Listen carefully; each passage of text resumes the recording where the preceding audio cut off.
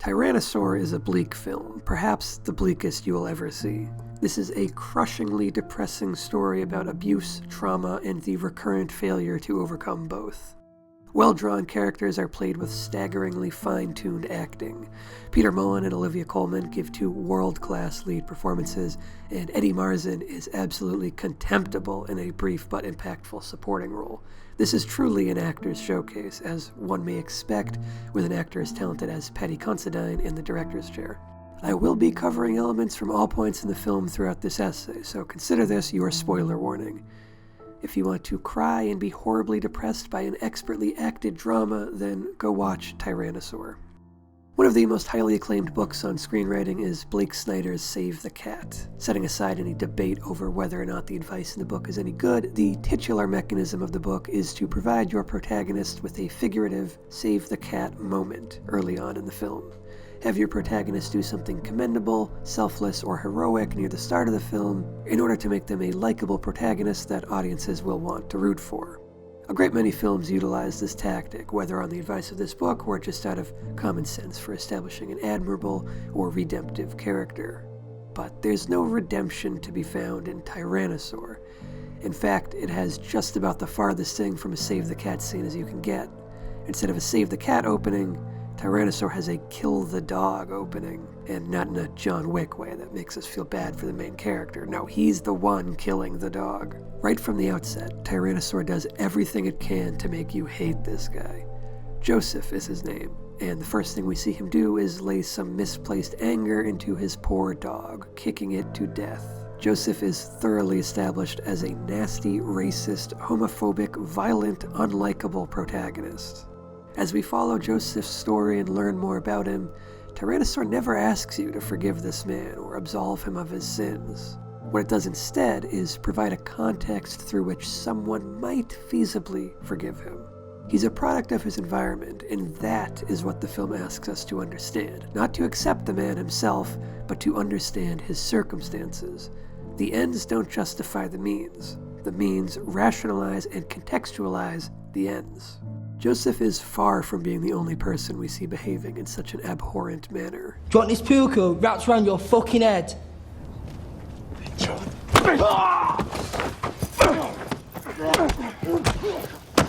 A fucking soldier! Get in there! The film paints a bleak portrait of this place and time. This is a gray world for gray characters.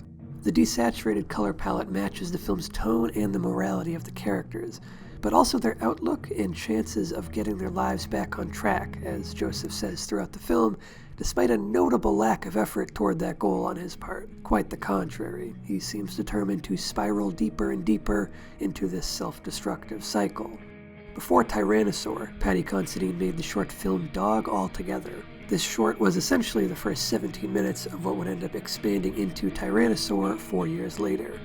The short film is much brighter and more colorful, despite the scenes being pretty much exactly the same. Dog Altogether didn't have the desaturated color grading of the film, and that makes a world of difference. Are you alright in there?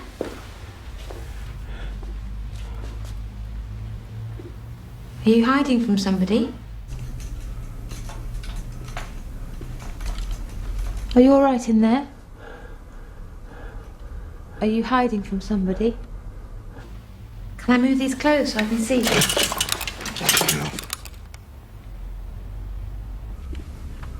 Can I move this rail?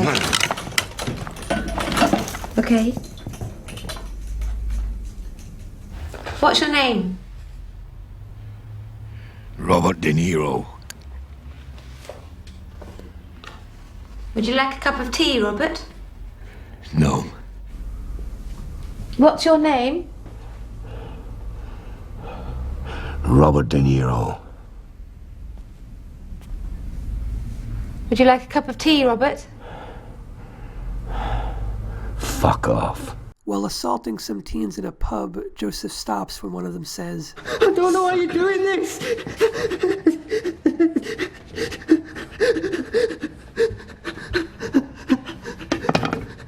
This simple statement gives Joseph pause, because he doesn't know why he's doing it himself. It's an innocuous thing to say, but it's enough to shake Joseph out of his habit, operating on autopilot. He comes barging into Hannah's shop in the aftermath of this realization, hiding in a rack of clothes like a frightened animal. Just as with the death of his dog, he seems regretful of his actions immediately after committing them, as if his impulses are out of his control and he's afraid of them. But just as with many wild animals, he will go on the offensive when afraid. In this crushingly bleak film, the first and only glimmer of hope to be found is in Hannah. She treats Joseph with kindness, praying for him and causing him to break down sobbing. He seems lost, Lord. Give him the strength to find a way. And let him know that whatever is troubling him, he can confide in you and ask for your forgiveness. Okay. All right. Joseph is incapable of showing his emotions in a healthy manner, incapable of looking weak. He's unable to ask for help or even to accept it when it's offered, because it would go against his outward persona as a tough guy. My daddy was a cunt, but he knew he was a cunt. He wears the abuse he took as a child from his father as a badge of honor, and wields it as a weapon against others, as something that makes him more worthy than someone he perceives as living a nice life in a nice neighborhood like Hannah, for theirs is a relationship founded on judgmental first impressions. You've never eaten shit. You don't know what it's like out there, you haven't a fucking clue. Where do you live? What? I asked you where you lived. Simple fucking question. You deaf all of a sudden? Manners estate. Manners fucking estate.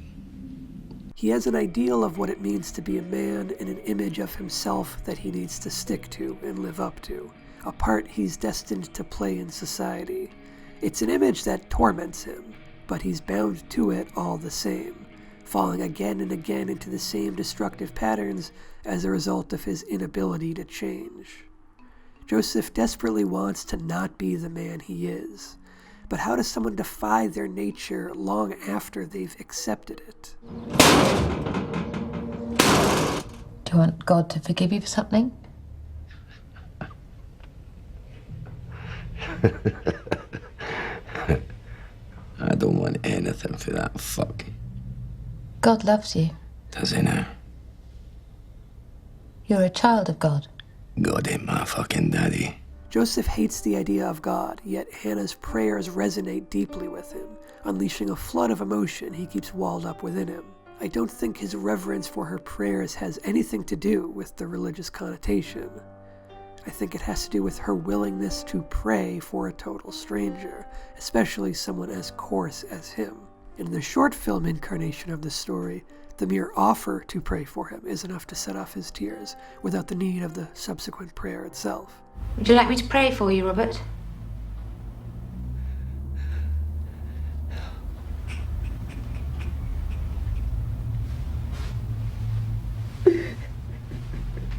It's an act of kindness he's rarely felt and that he doesn't feel worthy of.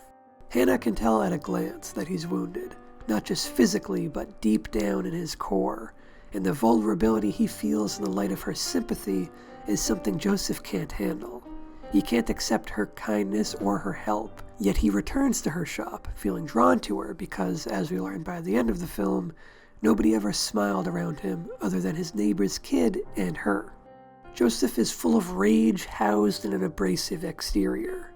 Hannah paid him kindness in the face of his abrasive treatment of her, but even though he feels compelled to be in her presence, he doubles down on his caustic attitude towards her, antagonizing her, pushing this goody two-shoes to see if she'll break. And she does. Joseph needs to make enemies wherever he goes, even with the one person who empathizes and sympathizes with him. You're a young man. Your family, your kids. No, we can't have them. Can't or won't.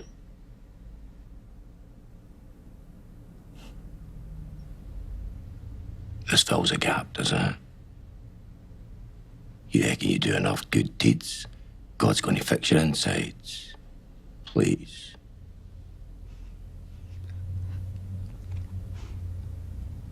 How's your manner, Jaffa?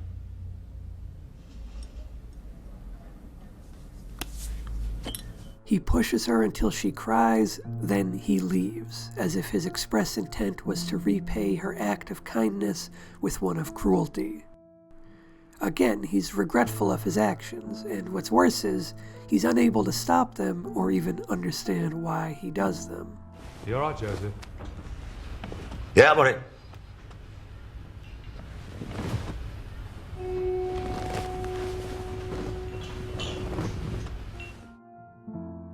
Abuse is second nature to Joseph, both giving it and receiving it. While visiting his dying father, he refuses to accept his apology for the abuse he doled out when Joseph was a kid.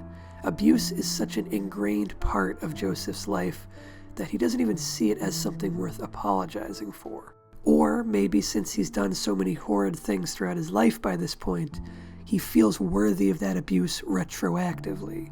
By this point in his life, he's dealt the same level of abuse as his father. So why does he deserve an apology if he's just as bad and if he can't apologize himself? This feels like the right time to examine the title, Tyrannosaur. Why Tyrannosaur? What? Yes, the title comes from dialogue within the film, a story told by Joseph about the teasing nickname he had for his late wife. But the true significance of the title requires the visual accompaniment of the poster to fully resonate. The Tyrannosaurus skeleton represents Joseph's trauma, buried beneath the surface but dwarfing him as a man. Trauma isn't something to be conquered, as some would like to believe. It's something that's already dead and buried, but that plagues the earth beneath our feet, ever present, no matter how far you run.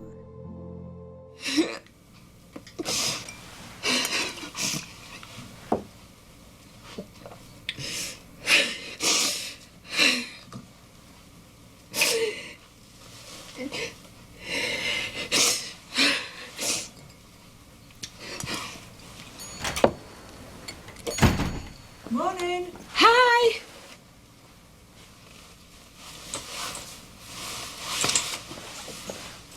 Hey, hello. Joseph is not the only character in this story suffering from trauma. The one ray of hope in the film is a front to hide debilitating trauma. Hannah's kind disposition is but a mask for deep-rooted pain. She is stuck in the kind of abusive relationship where she's better off pretending to be asleep and getting urinated on than facing him directly.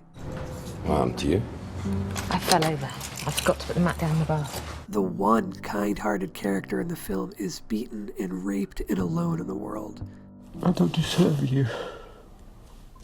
And I do love you so much. It's okay, I'm here for you. It's okay. I don't deserve you. It's okay.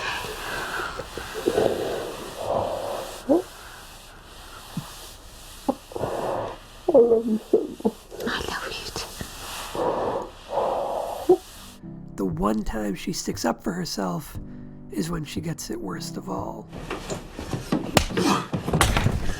You little cock! Eh? You little cock! Eh? I'll just slice your tits off and I'll stick them on the wall. Eh? Eh? Eh? I gave you a chance, Hannah. I gave you a fucking chance. I gave you a chance and you fucked it up! Joseph is a product of his environment. Hannah is a victim of hers. Joseph eventually says, An animal can only take so much punishment and humiliation before it snaps. Fights back. That's just nature, you know. He was speaking of the neighbor's mistreated dog after it maimed the young boy, but the sentiment perfectly parallels his own life, as well as Hannah's, without him necessarily realizing it. For Joseph, it was a long time ago when he took more abuse than he could stand, and he's been fighting back for most of his life. For Hannah, her breaking point comes much later, when she's driven to kill her husband. There's a sense of relief, a sense of a great weight being lifted from her shoulders now that she's out from under his thumb, but before the ramifications of her actions have fully set in. She's in a brief period of hopefulness while in denial of the severity of what she's done. Notice how bright and colorful the flowers she got for Joseph are, how much they pop in the otherwise desaturated environment. For one brief moment, the future looked the slightest bit less bleak. Then it all comes crashing down when the truth she's trying to avoid catches up to her. I saw him. Yeah, was he there? What did he say? A load of lies. Did he lay on the charm? What have you done, girl?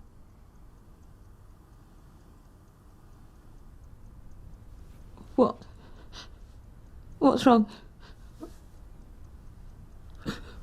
What are you looking at? Who the fuck are you to judge me? You know nothing about me! This scene is a masterclass in performance from Colman. She's in denial even as she starts to get choked up, continuing to pretend things are okay even as she knows it's useless to pretend. She's been found out, as of course she would. The outcome is inevitable, yet no less devastating when it crashes into her. God! He put things inside me. He put glass inside me. I wanted to have babies. All I wanted was to have babies and to be a mummy. Joseph describes his deceased wife as so full of forgiveness and love. He's surrounded by people who remind him of not just what he is, but what he was and what he could be, past, present, and future in his environment. He feels certain that the only person capable of loving him is someone who is so full of forgiveness. She's a simple lady.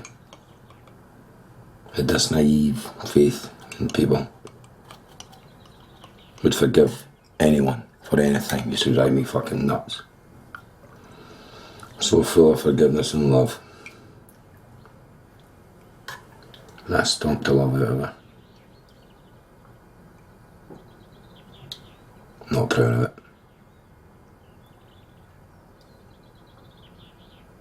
I thought she was dumb. But Joseph thought his wife was dumb for being so forgiving. He self-identifies as a terrible human being who his wife was stupid to forgive, thereby determining that he is not worthy of love, perpetuating his self-destruction and caustic behavior, just as cycles of abuse perpetuate as the abuser seeks forgiveness from the abused, with no real choice in the matter. It's a predetermined outcome that ensures things only get worse, never better. Tyrannosaur presents a world full of cyclical trauma with no hope to be found, except for the slim possibility of making meaningful human connections. And that glimmer of hope, no matter how faint, just might be worth pushing through for. Thanks for watching this video essay. Subscribe to Brickwall Pictures if you want more stuff like this, and if you want to support what I do. The best way to do that is to pick yourself up a copy of my novel, The Fall of Polite, a post-apocalyptic tale of survival and revenge set in a freshly lawless New England in the dead of winter. Links in the description to that, and I'm sure there's a video on screen that will also give you a little more information. Thanks for watching. Bye.